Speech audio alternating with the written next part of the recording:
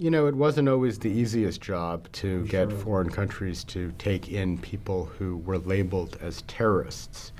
And labels are very potent. And in fact, a lot of the people who we had detained when I took my job were hardly hardcore terrorists. They were, in many cases, people who were, in Yemen one day, 19, 20 years old, or even younger, and someone told them that if they went to Afghanistan, and this is all pre-9/11, very few people who we had in Guantanamo who were detained after, who went to Afghanistan after 9/11. These are the low-level people.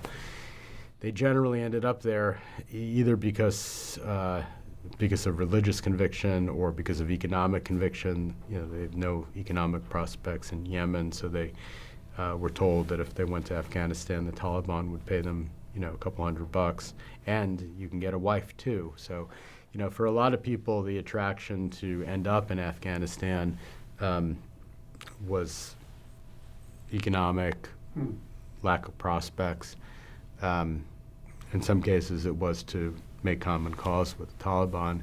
In very few cases, it was actually to take up arms against the United States because, as I said, a lot of these people who I ended up helping to get out, almost all of them, maybe all of them, were people who went to Afghanistan before the 9/11 attacks. So I think that you asked about how to, Sure. the challenges. And so the challenge is explaining all that when all that our foreign partners might be reading about in the paper is how Obama is releasing terrorists. Now, some people who I talked to on the Hill actually believe that if you went and did exactly what I just said, you went to Afghanistan pre-9/11 and you passed through an al-qaeda training camp, that you were a terrorist and you were always going to be a terrorist. And I understand that position.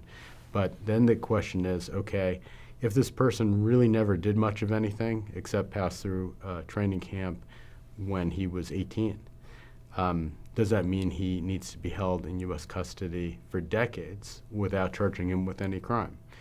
And so these are the discussions that we had with our foreign partners. And, it's always good to actually talk about specific cases, specific individuals, not just label everyone, oh, those are the baddest dudes, they're a bunch of terrorists. There are some terrorists there, and there's some dangerous people. And the Obama administration was never going to release people who we thought fit into that category.